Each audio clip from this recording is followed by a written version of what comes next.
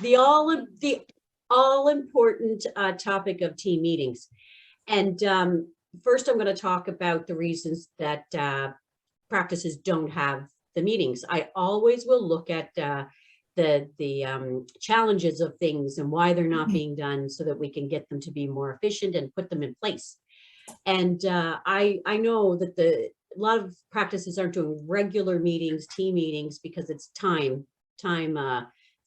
problems. They, to get everybody together, to have them consistent. And that's the, purpose. I'm going to talk about the purpose, the importance, and the structure of a team meeting, so that we can understand that not having team meetings are such a lost opportunity for practices. It's a lost opportunity for practice growth, for personal growth, for all of the assistants and the practitioners in the practice, for creativity, efficiency in the practice. They're really an amazing tool for so many things, so many positive things for the practice and the practitioners and all the assistants. So the purpose of the meeting is to bring everyone together, to reevaluate, of course, like a common goal and what the purpose is. All right. So the number one reason for a team meeting is for communication.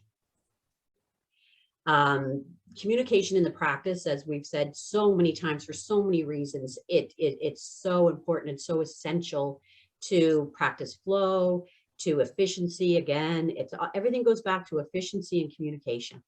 So the purpose of the team meeting is, number one, for communication in the practice and amongst everybody in the practice, the entire team. So meetings are a great opportunity to, again, reestablish what your purpose is, to assess and see what you're doing well, what you could do better, celebrate your successes. That's important. Celebrate the successes. And to establish new goals and address any challenges that everybody is facing throughout. I would generally say throughout the month. Have one each month, but I will cover that for the structure. But yeah, getting together and having an opportunity to work on what you need to do better, and through the week, through the day, and through the week in the practice, we all know that it's there's no time to sit and really discuss a lot of things that come up throughout the day or throughout the week. And we often find ourselves saying, oh, I'll talk to you later about it. We'll get a chance at this time. And then it just goes by, or you want to talk at the end of the day, or we'll come in early tomorrow.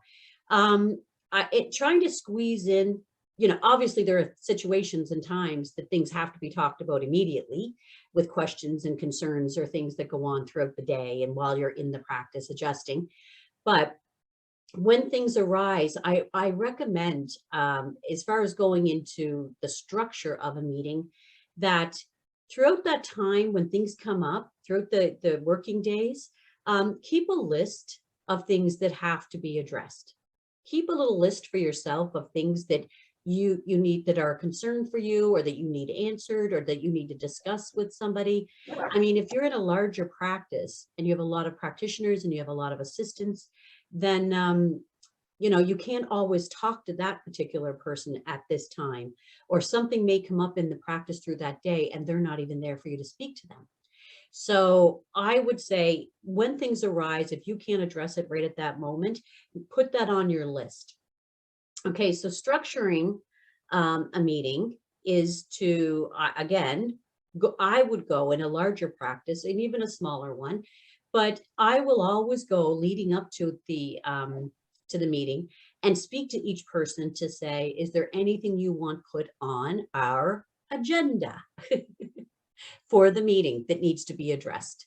So if you're a practice manager and you have several team members, then prior to the meeting, go around and speak to everybody and see what they have on their list that they've kept through that month, and make sure that gets put on the agenda. so that it can be addressed. So one, meetings must be regular. They must be. They have to be, and I recommend once a month, monthly, because to have a weekly meeting in a larger scale, I think it can be difficult for a larger practice. And I think even for a smaller practice, to have that weekly meeting, I think even then you will put it off. If you feel like, if there's just yourself and a chiropractor working in a practice, and that end of week comes up and you look at what you really need to discuss, there may not be that much to discuss. So you may just not have it. There's a tendency to not have the meeting, right? Do you know what I'm saying? If there's very little to discuss, or you feel like, oh, I've already mentioned that to him or her, or I'll talk to them next week about it, things just get put off. So regular meetings, set the schedule, set the time, and know that this is going to happen at that time. And that's why I would say for big or small, a monthly regular meeting is very, very important. Doesn't mean you can't talk to each other throughout the week or what have you, and like, again, address things as they come up when you can. But regardless of what's on that agenda, sit monthly with your team and run through because you're not just having a meeting to discuss problems, okay? And that's another issue why people don't have or like the meetings. I've been in large practices where there's like 7 assistants and probably two chiropractors and multiple practitioners, massage therapy. So a very large clinic where, when we would go in to sit, or, when I was consulting and I went into one of their meetings and we all sat down and I witnessed the meeting, they were having them monthly, but they were terrible meetings. Nobody was being productive in those meetings. It was the owner or chiropractor sitting and just listing off things that need to be done. And when I spoke to the assistants afterwards, and I went to them each individually, they also had the same thing to say. It really is us just sitting there being told all the things we need to do. So that's not that much fun. Nobody looks forward to that. Oh, another opportunity to sit down and be told what I'm not doing and what I need to do. So meetings aren't, putting those expectations on your team. They should be there to be to collaborate, to be creative, to support one another. You are there to hear and to be heard. These things are important. This is where all creativity comes from. This is where the practice growth will grow. This is where ideas happen, some good, some bad. But that's about having that discussion amongst one another to see what's going to work. It's engaging your team to be creative and come up with ideas and to take incentives on taking action in the practice, okay? They become invested in the practice. And it's a chance to, again, like I said, to hear other people, see what their challenges are, and help them with that, to troubleshoot, to assist them, to be aware of perhaps what one of your teammates or your doctor is going through or what they need some more support with. And yeah, so I believe having an agenda is key so that you don't miss talking about something that was important, or having a team member not feel heard, okay? And when you're not heard, you don't feel supported. So we don't want people to go into a meeting with challenges on their mind that they may be struggling with or need help with, and not get heard and not have that that welcomed, right? And it's not just for your practitioners to also take the time. Again, I said, talk about your successes. It should be a time to be thankful and grateful. Okay. We all know, both assistants and practitioners know, that when we receive gratitude, that it really does push us to do more of what we're doing. We all know what a great feeling it is to be appreciated. Every person on the planet, likes to feel appreciated and acknowledged in the work that they're doing. Here we go. Chatty Kathy, I have a string on my back. So yes, have the agenda, have your set time, have your agenda, work through the agenda. And in that agenda, again, there should be time to discuss challenges, things that are going great, the successes, good news, celebrations, whether it's practice or personal for people in the practice. It should be filled with gratitude and feeling thankful for one another, not just from the doctor. And again, as assistants, I also have witnessed, again, in groups where in a meeting, if an assistant begins to speak about something, I have seen other assistants sort of like roll their eyes or, you know, so what that tells me is either that particular assistant complains constantly in a meeting, or it will tell me that that other assistant is not supportive, not caring about this particular assistant's challenge, you know, or concerns. Everything's important. Even if you hear it if you're hearing a complaint or concern every month over and over, you need to address it to put an end to it. Do you know what I'm saying? So it's important that we sit and be heard and we work things out. Sometimes it is team conflict as well, right? But I think you can eliminate team conflicts with these regular meetings where everybody gets to be heard and supported in what they're going through and in their position. So also their new goals should be set in that meeting as well. And when they're you know, addressed, or they're somebody should get that, sorry, everybody should have their own particular assignments as well. And the work should be shared. Again, a lot of assistants, it's just yourself and a chiropractor, but that's a good opportunity to explain to one another what your responsibilities already are and what you're doing. You know what I'm saying? So if it's just yourself and a chiropractor, and that chiropractor is saying, can you do this, this, and that? It's a good opportunity to sit down and say, okay, so I need to look at my schedule and see when I'm going to accomplish this. Do you know what I mean? It's a good opportunity for you to let your practitioner know all that you have to do, right? So that they have better expectations. And then when you can set that up, you can also put down a timeline of completion for certain tasks or goals that are put in place in the practice. And that's for everybody, whether you're a big office or a smaller office with a big team, small team.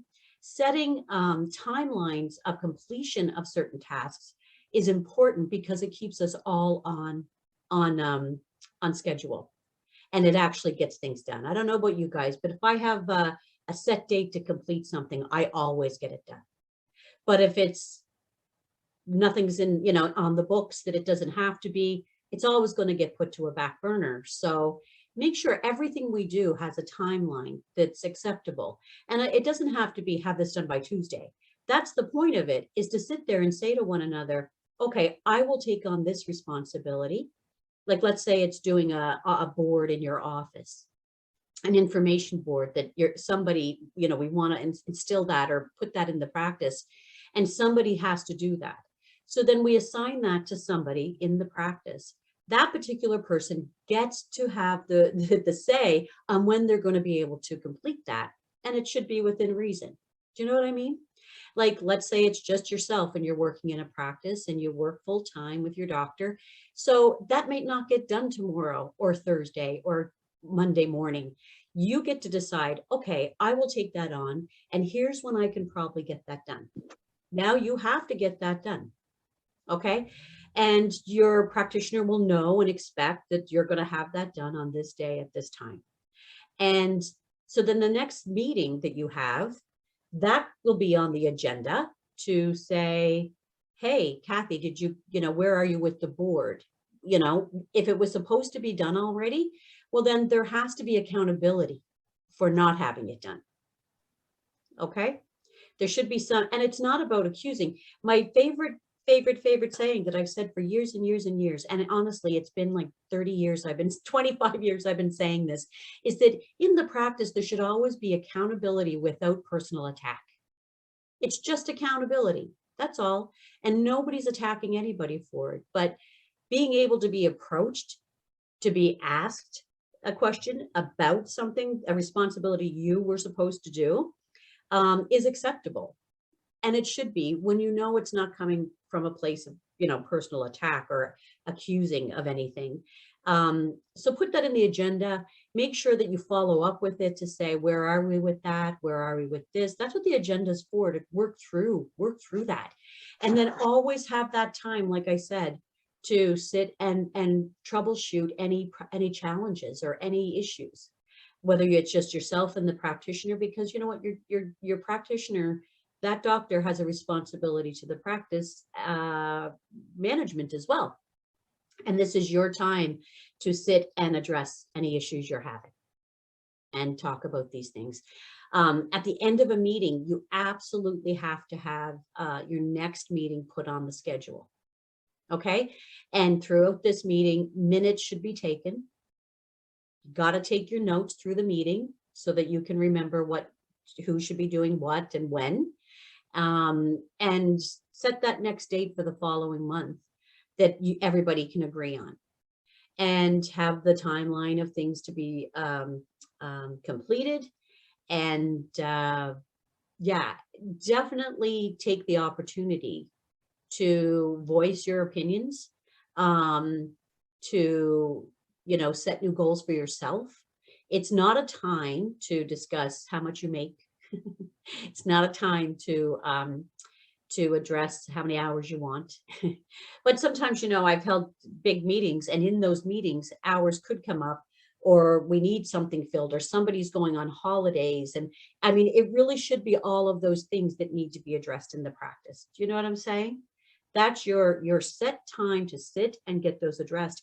Because I talked to so many assistants that, the doctor's always too busy to talk to. And as assistants, we tend to not want to burden, because we're assistants. That's our job, is to assist them and make their lives easier.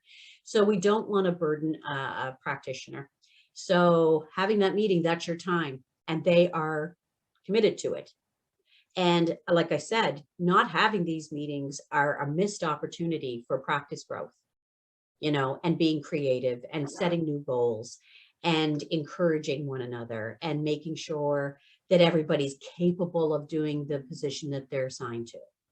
You know what I'm saying? So, and it reestablishes your purpose. A lot of times you go in, day out, patient, out the door, back in, excuse me, and we do the exact same thing over and over again every day. And that could become really stale sometimes. And we don't want to become just stale with things. We want it to be new and fresh and exciting. And I personally believe you can go into your practice every day really excited to be there. I just said this to a chiropractor on the phone, that I recognize that a lot of times when we get into that mode of just, go in, turn the computer on, we have our schedule of things to do just to open the practice and get our day going. And then the patients come in, and then we just start working. And, you could have really creative, great ideas throughout that day. But by the end of the day, you don't get a chance to say anything to the practitioner. And even they don't either.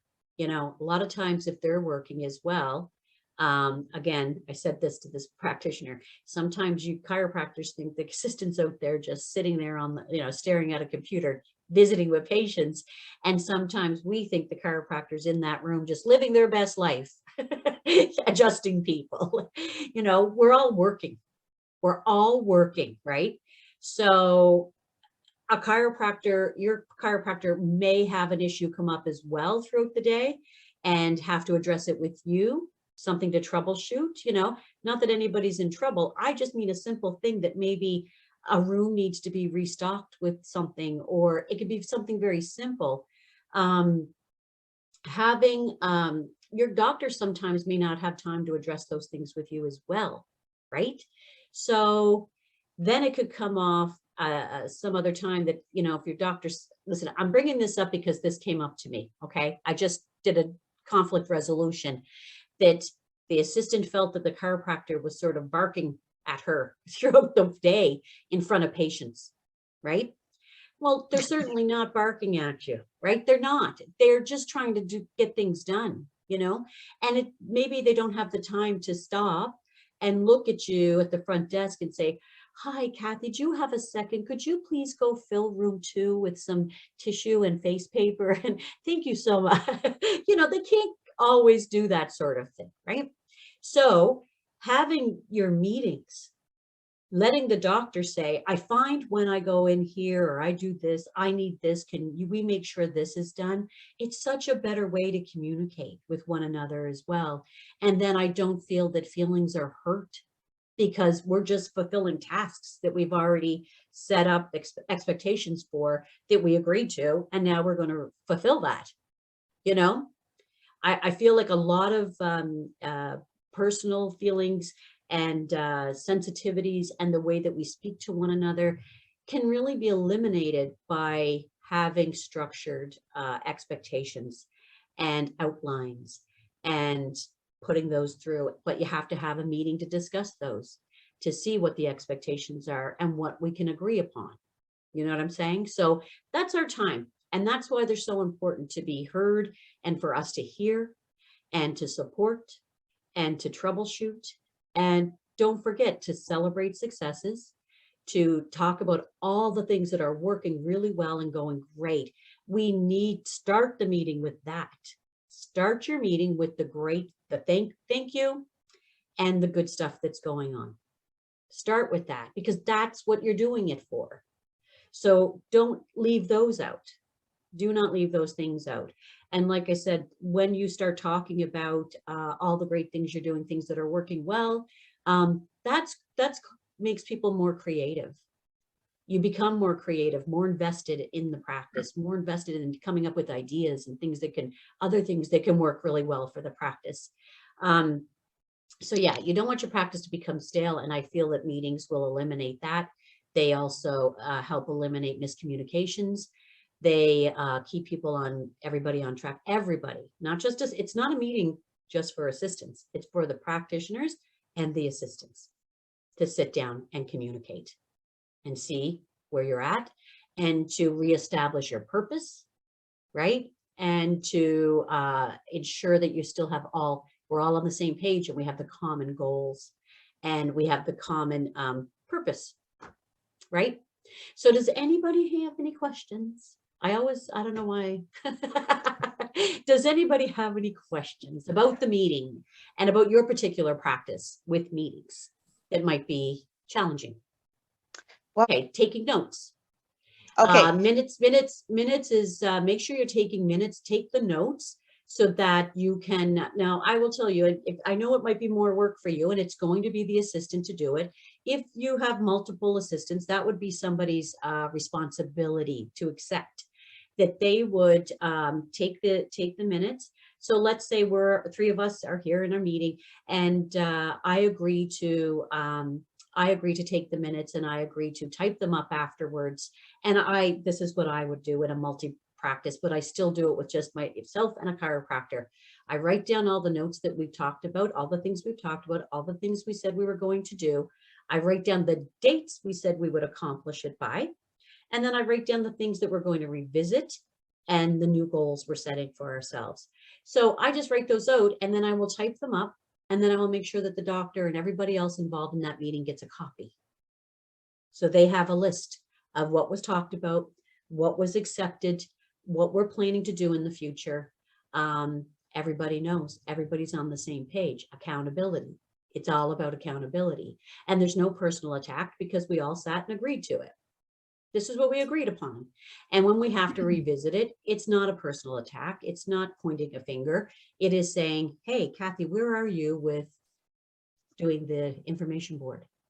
Where are you with the care calls? Where are you with, this, that, the other?" And again, it is, if you are overwhelmed and you have too much to do, it's about sitting down and having the support to make your job easier and come up with a way that makes your job easier and more efficient. Because again, the more efficient we are, then the better quality care we can give. And the happier we are in our job, and the happier our doctors are in their job, right? In our positions. So keep notes on that, because it's also good if you're working by yourself and just with one doctor. It's also a good way to be able to revisit and say to your practitioner, if they said they were going to do something or promise something, then you can go back and say, okay, remember we talked about this? This is where we're at now. You know what I'm saying? It's such a good tool to not let things slide. And because when things just get, swept under the rug or forgotten, they're never really forgotten. They're still there, and it can really breed contempt in anybody, right? So it's about setting yourself up to accomplish and then fulfilling it with supporting one another in that. And if you're a bigger practice with multiple assistants, again, if you feel that one particular person is, if this is how you're feeling, that it's just complaining or the same thing over again, there should never, ever, ever, and I've gone to conflict resolution with practices, and I've had assistants arguing in the meeting. I've had assistants get very upset in a meeting, because of whatever their reasons are, but they have a reason, and that should never happen. It shouldn't have to happen. If this is your situation in your practice where you're a bigger practice and, this is the type of things that are going on, then you need some conflict resolution, and there's ways to do that. But a meeting is not a place to argue. It's a structured outline and place to go, again, to celebrate successes, see what you're doing well, see what you need to do better, all of those things. If there's something bigger, then that's something that sometimes has to be handled separately and privately, with the practice owner, if you have a manager, and discuss that privately. If there's a bigger issue of people are arguing in meetings or arguing, we never want arguing in a practice. And if that is the case, there is a problem that has to be addressed, and for everyone, not just for the practice, but for those assistants, because there's got to be a reason this is happening. And I'm most certain it can be alleviated and addressed, and people can walk away feeling good about things, because 9 times out of 10, it's because things aren't addressed, and it's frustration on an assistant's part, or frustration on a practitioner's part, or and that's from not having it dealt with. So I feel that team meetings really can help eliminate a lot of that. It's about having structure, right, in the practice, communication, structure, efficiency. Everybody has the same purpose. Everybody has the same goal. We all know what's happening, and it's about gathering that information. A lot of times I go into a meeting and you never know what somebody else is going through. So it became just a family that really supported one another, and gave a space sometimes for practitioners as well as assistants to talk about their personal lives or things that they're going through.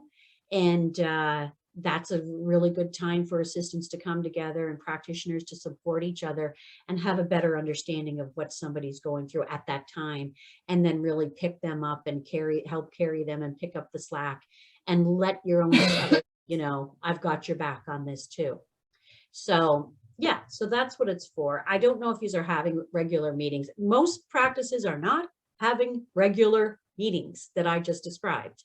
So put that in place once a month. That's why I say once a month, because I absolutely feel that the once a week, and I'm not talking about coming in early and having, sort of like a bull session before you start the day and going over your schedule. That's a totally different thing. I'm talking about once a month sitting down with a list of things that were gathered through that month that have to be addressed.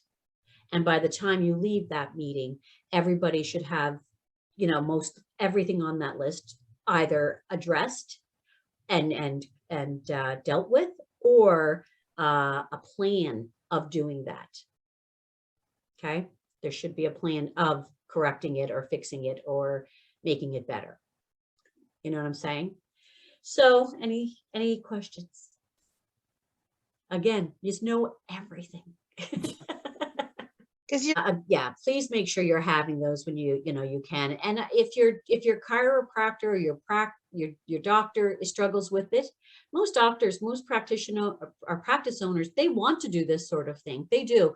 And I think that if they don't take that initiative, unfortunately, it would have to be up to us to have to take that initiative. I like to see the either practice manager doing this or the owner, the doctor, your practitioner taking this responsibility, taking the lead on that. But if it's just yourself, just initiate that. I promise for yourself, it'll help you so much in the long run to set this time aside. And don't, you can reschedule them, of course, just like our patients, but we never cancel them. They're never not done, or skipped. We can have it come up and maybe a certain number, somebody can't be there for some reason. As you get closer to the time, you can reschedule that time, but make sure it's done each month. Sit down and do that. It'll just, it'll make the practice run so much better. And it will also, like I said, it's about having, being creative and coming up with more ideas, setting new goals, keeps the practice from being stale. It keeps assistants from feeling frustrated and unheard. Everybody needs that time to be heard. And if you are a practice manager, a lot of times you don't get that time.